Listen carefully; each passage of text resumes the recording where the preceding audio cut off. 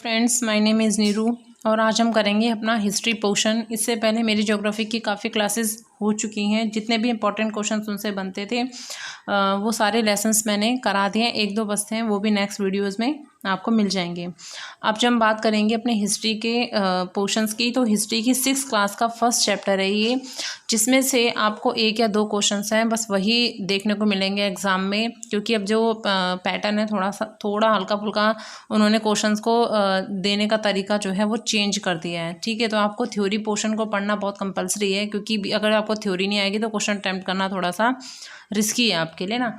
तो ये जो लेसन है चैप्टर फर्स्ट, इसमें से 1 या 2 क्वेश्चन आएगा, तो इसके लिए इतना हिस्ट्री जानने की नीड नहीं है। इसके बाद वाले जो चैप्टर हैं, चैप्टर सेकेंड थर्ड, वहाँ आपको पूरी तरीके से थ्योरी माइंड में होनी चाहिए। ठीक है, तो अब बात करते हैं चैप्टर नंबर फर्स्ट की। चैप्टर नंबर फर्स्ट कहता है कि क्या, कब, कहाँ और कैसे।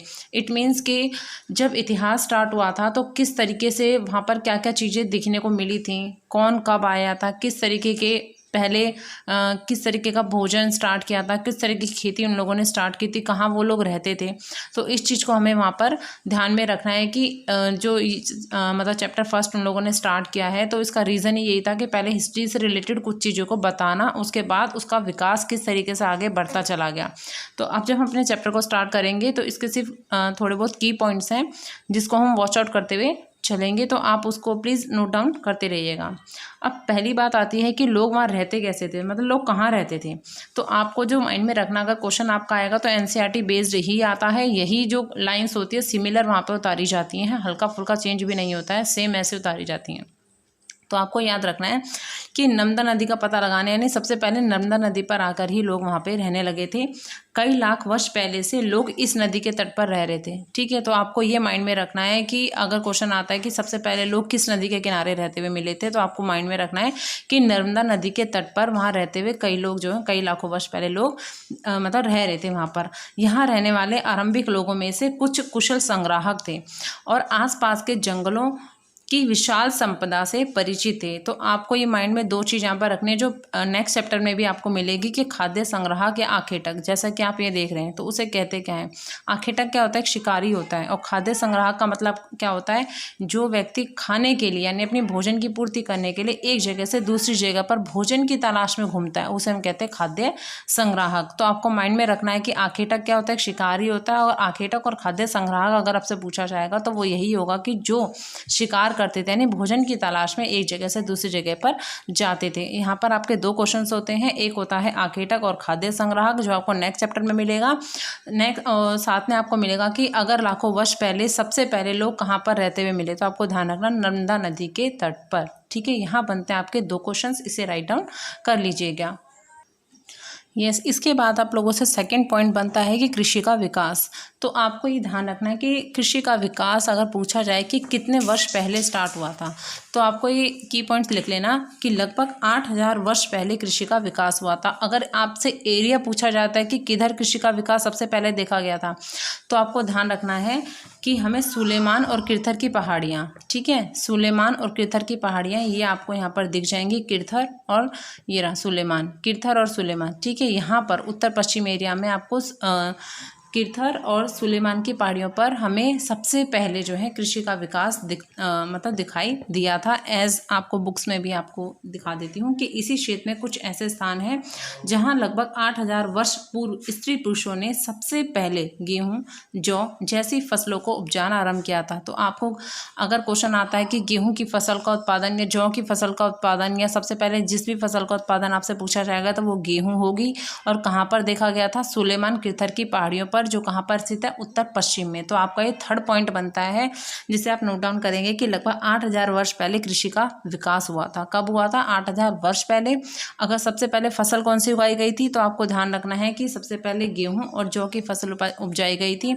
तो कहाँ पर हमें ये प्राप्त हुई थी, सुलेमान किरथर की पहाड़ियों की किरतर की पहाड़ियों के इर्द गिर्द जो स्थान थे वहाँ पर, ये कहाँ पर है, उत्तर पश्चिम में, जैसा कि मैप में आप देख रहे हैं ये किरतर है और ये सुलेमान है। इन पहाड़ियों पर हमें क्या मिला था, गेहूँ और जौ की फसलें मिली थी। ठीक है, अब हमारा आता है फोर्थ पॉइंट। अगर हम फोर्थ पॉइंट की बात करें तो देखो उत्तर पूर्व में गारो और मध्य भारत में विंध्य की पहाड़ियाँ। तो आपको ये ध्यान रखना है कि अगर आपसे क्वेश्चन पूछा जाता है कि कृषि का विकास, तो आपने समझ लिया कि कृषि का विकास इन दोनों जगहों पर ही था, तो आपसे फिक्स क्वेश्चन नहीं इसका पूछा जाएगा। ठीक है, आपसे जो पूछा जाएगा कि चावल, ये मतलब सबसे पहले चावल कहाँ उपजाया गया था, तो आपको ध्यान रखना है जो विंध्याचल है, यानी ये जो विंध्य की पहाड़ी आप देख रहे हैं, इसके उत्तर साइड में क्या हुआ था, सबसे पहले चावल को उपजाया गया था। तो क्वेश्चन आपसे बनता है कि चावल का उत्पादन सबसे पहले कहाँ हुआ, तो विंध्याचल पहाड़ियाँ जो हैं इसके उत्तर साइड में सबसे पहले चावल का उपजाना उन लोगों ने स्टार्ट किया था। अब हम आते हैं अपने फोर्थ पॉइंट पे, जिसमें आपको ये याद रखना है कि महानदी या सहायक नदी जो होती है हम उसे किसे कहते हैं, सहायक नदियाँ। तो देखो सहायक नदी क्या होती है, कोई भी सहायक का मतलब ये होता है किसी की सहायता करना या किसी में जाके उसको कंबाइंड कर देना, उसके उसमें ऐड हो जाना। ठीक है, तो कोई भी एक बड़ी नदी यानी जो सहायक नदी उसे कहेंगे जो एक बड़ी नदी में मिल जाती है। ठीक है, तो आपको ये ध्यान रखना है जो नदी एक बड़ी नदी में मिल जाती है उसे हम कहते हैं सहायक नदी। ठीक है, इसके बाद आपसे जो क्वेश्चन पूछा जाएगा वो मगध का पूछा जाएगा। ठीक है, यानी मगध जो है वो मतलब कब या किसे कैसे हम उस मगध की पहचान करते हैं, तो गंगा के जो दक्षिण में इन नदियों के आसपास का क्षेत्र, यानी गंगा के दक्षिण की जितनी भी नदियां थी उसके आसपास का जो एरिया था उसे हम प्राचीन काल में मगध के नाम से जानते थे। ठीक है, बस आपको दिमाग में इतना रखना, अगर क्वेश्चन आता है कि प्राचीन काल में मगध जो है वो किसके किनारे पाया गया था, तो हमें ध्यान रखना है कि गंगा के दक्षिण में के पास जो नदियां थी उनके आसपास का जो क्षेत्र था उसे हम कहेंगे मगध। ठीक है, तो फिर मैं आपको रिपीट कर देती हूँ कि गंगा के दक्षिण में इन नदियों के आसपास का क्षेत्र जो था, जो उस गंगा की सहायक नदियाँ थी दक्षिण साइड से, तो उनके जो आसपास का एरिया था वो हमारा क्या कहलाया था, मगध के नाम से जाना गया था। बाकी मगध के बारे में जो डिटेल्स हैं वो नेक्स्ट चैप्टर में आपको मिल जाएंगी। बस हमें इस चैप्टर में जितनी की पॉइंट्स लेने हैं उतना ही हमें अभी यहाँ पर समझना है। ठीक है, तो आपको मगध का समझ में आया और सहायक नदी आपको समझ में आई, जो भी एक बड़ी नदी की हेल्प करती है, बड़ी नदी में आकर मिल जाती है उसे हम कहेंगे सहायक नदी। अगर बात करते हैं हम मगध की, तो गंगा के दक्षिण में इन नदियों के आसपास यानी गंगा के दक्षिण की जो भी नदियां हैं उसके आसपास का जो क्षेत्र था वो मगध के नाम से जाना जाता है। ठीक है, नेक्स्ट चलते हैं हम लोग। देखिए नेक्स्ट जो है देश का नाम, यानी अब बात आती है हमारी इंडिया, यानी देश का नाम इंडिया कैसे पड़ा, किस तरीके से हम क्यों इसे इंडिया बोलने लगे। ठीक है, तो ये आपका थोड़ा सा इम्पॉर्टेंट हो सकता है कि एक दो बार आपसे पूछा भी गया है। ठीक है, देखिए अपने देश के लिए हम प्राय इंडिया और भारत जैसे देशों का नाम प्रयोग करते हैं। इंडिया शब्द इंडस से निकला है, तो एज यूजुअल आपने काफ़ी, इंडस मतलब ये सिंधु नदी होती है, उसको उस वजह से हम इसे कहते हैं। ठीक है, तो जिसे संस्कृत में सिंधु कहा जाता है, जैसा कि यहाँ लिखा भी है, देखो जिसे हम संस्कृत में सिंधु कहते हैं क्योंकि सबसे पहले सिंधु नदी थी उसका विकास हुआ था। ठीक है, तो सिंधु नदी जो थी तिब्बत के चीन से निकलती है, चीन के तिब्बत से निकलती है, तो वहाँ से होते हुए जो सिंधु नदी जाती है, तो सबसे पहले उस नदी का विकास हुआ था जिस कारण हम उसे मतलब इंडिया और इंडस कहते हैं। ठीक है, तो हमें ध्यान रखना है कि इंडिया शब्द जो है वह इंडस से निकला है जिसे संस्कृत में सिंधु कहा जाता है। अपने एटलस में ईरान और यूनान का पता लगाना है। लगभग 2500 वर्ष पूर्व उत्तर पश्चिम की ओर से आने वाली ईरानी और यूनानी ने सिंधु को हिंदौस, क्योंकि वो जो वर्ड है वो मतलब सा की जगह हा बोलते थे, तो वो सिंधु को क्या बोलते थे, हिंदू, यानी सा को हा बोलते थे, तो उन्होंने क्या करा, हिंदौस बोला अथवा इंदौस। और इस नदी के पूर्व में स्थित भूमि प्रदेश जो उसके साथ में एरिया था, उस नदी के, सिंधु नदी के पास में जो एरिया था उसे हम क्या बोलते थे, इंडिया कहा जाता था। तो भारत नाम का प्रयोग उत्तर पश्चिम में रहने वाले लोगों के लिए एक समूह के लिए किया जाता था, क्योंकि उस साइड पे जो सिंधु नदी के किनारे जो लोग रहते थे उसे क्या, उस वहाँ पर जो हम उसे इंडिया बोलते थे, लेकिन ये लोग जो हैं वो सिंधु नदी को मतलब सिंधु को हिंदू बोलते थे, यानी हिंदू, और हिंदौस करके प्रोनाउंस करते थे। कहाँ के लोग? यूनान और ईरान के लोग, ठीक है, क्योंकि ये सा को हा बोलते थे। तो अब क्या हुआ कि भारत का जो नाम था, यानी भरत नाम का जो प्रयोग था, उत्तर पश्चिम में रहने वाले लोगों के एक समूह जो था उसके लिए होता था। अब इस समूह का उल्लेख संस्कृत की आरंभिक लगभग 3500 वर्ष पुरानी कृति ऋग्वेद में भी मिलता है।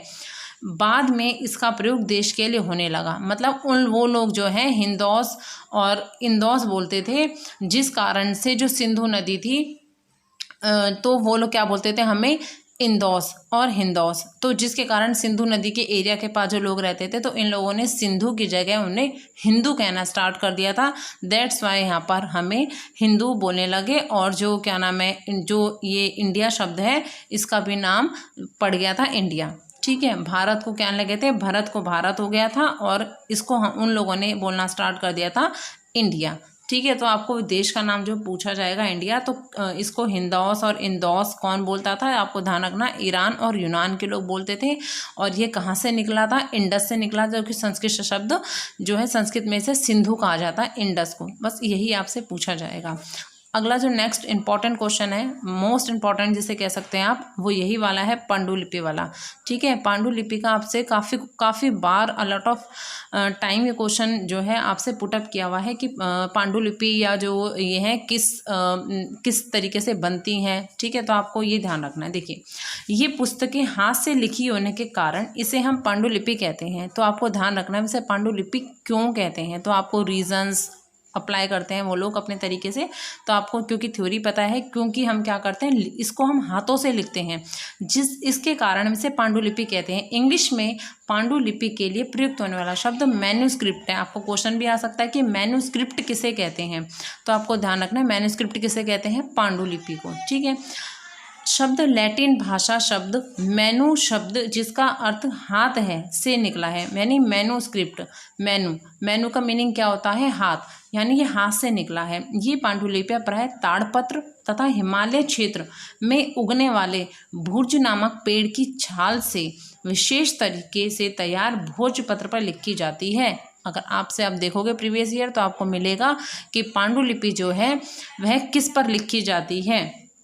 तो आपको हमेशा आंसर क्या लगाना है? भोजपत्र पर हमें लिखी हुई मिलती है। अगर आपसे इस बार ये थोड़ा सा चेंज कर सकता है, तो ये पूछ सकता है कि भुर्ज नामक पेड़ की छाल आपको कहाँ मिलती है? तो हिमालय क्षेत्र पर मिलती है, ठीक है। यहाँ आपके बहुत सारे क्वेश्चंस आपके बन चुके हैं जो आपको माइंड में रखने हैं। पहला क्वेश्चन यही होगा कि पांडुलिपि का मीनिंग क्या होता है? हाथ से लिखी लिपि जो होती है, हाथ से हम जिसको लिखते हैं पुस्तक को, वो होती है पांडुलिपि। इंग्लिश में से हम कहते हैं मैन्यूस्क्रिप्ट, जो मैन्यू से बनकर बना है। मैन्यू का मीनिंग क्या होता है? हाथ होता है। और पांडुलिपि किस पर लिखी जाती है? भोजपत्र पर लिखी मिली। ये कहाँ पर हमें प्राप्त होते हैं? तो ये हमें प्राप्त होते हैं हिमालय के क्षेत्र में, ठीक है। अब यहाँ से आपके बहुत सारे क्वेश्चन जो हैं तैयार हो चुके हैं। नेक्स्ट आप चलेंगे, अब देखो हम बात कर रहे हैं पुरातात्विक। अगर आपसे क्वेश्चन आता है कि पुरातात्विक किसे कहते हैं, देखिए यहाँ पर आपको दो आएंगे, एक पुरातात्विक होता है, एक इतिहासकार होता है, ठीक है। जो भी इतिहास में मिली वस्तु होती है, जब हम उसका जो भी व्यक्ति इतिहास में मिली वस्तुओं का अध्ययन करता है, तो उसे हम कह रहे हैं पुरातात्विक, ठीक है। तो आपको ध्यान रखना, इतिहास में मिली जो भी वस्तुएं होंगी, जो भी प्रयोग में वस्तु उस टाइम लाई जाती हैं, ऐसी वस्तुओं का अध्ययन करने वाला व्यक्ति क्या कहलाता है? पुरातात्विक, ठीक है। देखो, पुरातात्विक के बाद मैंने आपको बताया कि इतिहासकार भी पूछा जाएगा आपसे कि इतिहासकार कौन होता है। जैसा कि जनरली सबको पता है, जो इतिहास का अध्ययन करता है वही इतिहासकार कहलाता है, यानी अतीत का अध्ययन करने वाला। जो अतीत का अध्ययन करता है उसे हम क्या कहते हैं? इतिहासकार। लेकिन जो स्रोतों से प्राप्त अतीत के बारे में पढ़ना, जिसे बहुत अधिक लगता हो, ना स्रोत वर्ड यूज़ हो जाए आपके लिए, जो स्रोतों के थ्रू किसी चीज़ को पढ़ता हो, तो वहाँ आप ध्यान रखना, वो होगा हमारा इतिहासकार। अब आपसे ये भी हो सकता है कि अतीत शब्द जो है वो एक वचन है कि बहुवचन है। तो अतीत शब्द आपको ध्यान रखना है कि ये बहुवचन है, ठीक है। जैसे कि आपको बुक में गिवन भी है कि अतीत शब्द का प्रयोग बहुवचन के रूप में हम करते हैं, ठीक है। तो कुछ इंपॉर्टेंट छोटे छोटे से की पॉइंट्स हैं, इसको भी हमें इग्नोर नहीं करना है, अपने साथ ही लेकर इसको ध्यान में, माइंड में रखते हुए चलना है। अब हम पढ़ेंगे तिथियों का मतलब, यानी यहाँ से जो है आपका क्वेश्चन बनेगा की तिथियां जो है हम लोग किस तरीके से मानते हैं। देखो यहाँ पर जो मेन पॉइंट है कि वर्ष की यह गणना ईसाई धर्म प्रवर्तक ईसा मसीह के जन्म की तिथि से की जाती है। यानी ईसा मसीह का जो जन्म हुआ था उससे हम क्या मानते हैं, तिथियों की गणना करते हैं। जैसे कि 2000 वर्ष कहने का मीनिंग क्या होगा कि ईसा मसीह के जन्म से 2000 वर्ष के बाद से है। तो आपके कुछ की पॉइंट्स हैं जो आपसे इसमें पूछे जाएंगे, वो नेक्स्ट पेज में आपको मिलेंगे। लेकिन आपको अगर जो ध्यान रखना है कि जो तिथियां होती हैं उसका मीनिंग क्या होगा कि ईसा मसीह जो थे हमारे धर्म प्रवर्तक, ईसा मसीह के जन्म की तिथि से ही हम वर्ष की यानी ईयर्स की गणना करते हैं। और 2000 का अगर पूछे आपका 2000 वर्ष कहने का तात्पर्य क्या होता है, तो आपको ध्यान रखना है कि ईसा मसीह के जन्म के 2000 वर्ष के बाद से है, ईसा पूर्व से है। ठीक है। और 2000 पहले का मतलब क्या होगा, ईसा, और उससे पहले का मतलब क्या होगा, ईसा पूर्व। ठीक है। ईसा पूर्व यानी ईसा से पहले का समय। ठीक है। ईसा पूर्व का मतलब क्या होगा, ईसा से पहले का समय। ठीक है। अब इसमें जो आपसे क्वेश्चंस पूछे जाएंगे वो ये होंगे, जो मैं आपको बता देती हूँ। ये बहुत बार आपसे पूछा गया है, इंग्लिश और हिंदी दोनों में गिवन है आपको बीसी। अगर आएगा बीसी का मतलब क्या होता है, ये आप देख, जिसने दिया भी होगा सीटेट तो उसको पता होगा, ये क्वेश्चन काफ़ी बार पूछा गया है। Before Christ. ठीक है। इसका मतलब क्या होता है, बिफोर क्राइस्ट। ठीक है। और हिंदी में से क्या बोलते हैं हम, ईसा पूर्व। तो आपको आएगा बीसी का अर्थ या बीसी का क्या तात्पर्य होता है, तो बिफोर क्राइस्ट। इसके बाद एडी, एडी लिखा आएगा, एडी का मतलब होगा एनो डोमिनी। ठीक है। यही वर्ड्स मिलेंगे आपको इंग्लिश में, आपको इसमें से इसका सेम इंग्लिश वर्ड छांटना है जिसे हम हिंदी में बोलते हैं ईस्वी। फुल फॉर्म एक तरीके से कह सकते हैं, एडी की फुल फॉर्म क्या होती है, एनो डोमिनी। ठीक है। जिसे हम हिंदी में बोलेंगे ईस्वी। सीई जिसे कहते हैं कॉमन एरा। नेक्स्ट है B C E, before common era.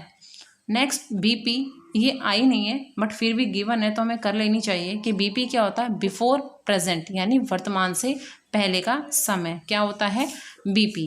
ये मोस्ट इम्पॉर्टेंट है, इसको आप अच्छे से स्टार लगा सकते हैं, डबल स्टार, क्योंकि ये आता ही आता है क्वेश्चन। ठीक है।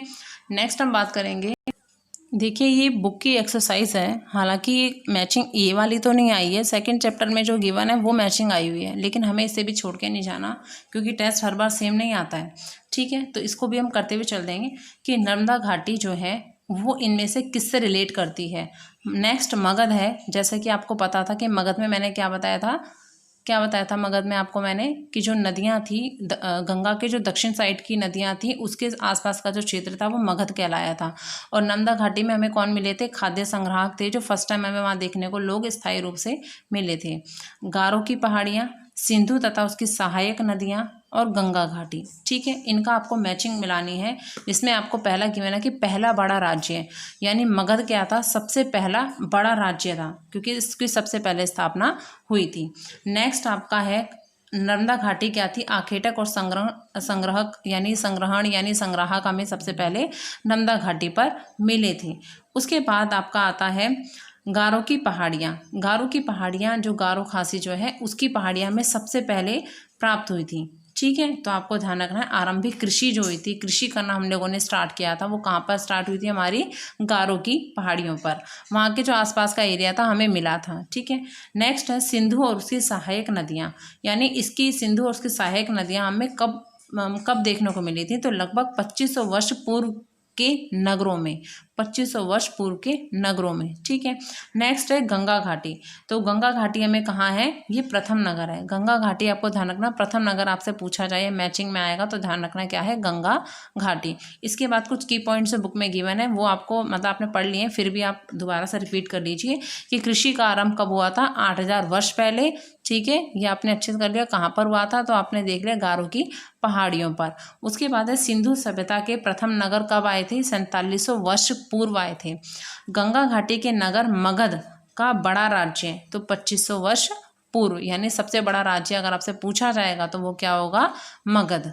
ठीक है। और प्रथम नगर पूछा जाएगा तो गंगा घाटी। उसके बाद है वर्तमान को क्या बोलते हैं हम, 2000 वर्ष के पूर्व, यानी ईसा मसीह के 2000 वर्ष पूर्व का समय जो है वर्तमान समय कहलाता है।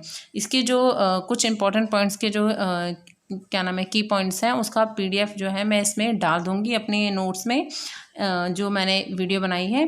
और ये जो चैप्टर है मोस्ट इम्पॉर्टेंट है, जितने भी मैंने मतलब की पॉइंट्स कराए हैं वही हैं, इसके अलावा कोई भी क्वेश्चन नहीं है जो इससे पूछा जाएगा, यही सारे इंपॉर्टेंट पॉइंट्स हैं। इसके बाद जो वीडियो आएगी सेकेंड चैप्टर की वो और उसके नेक्स्ट वाला चैप्टर मोस्ट इम्पॉर्टेंट है, मोस्ट इम्पॉर्टेंट, ठीक है। तो उसको आप ध्यान से देखिएगा।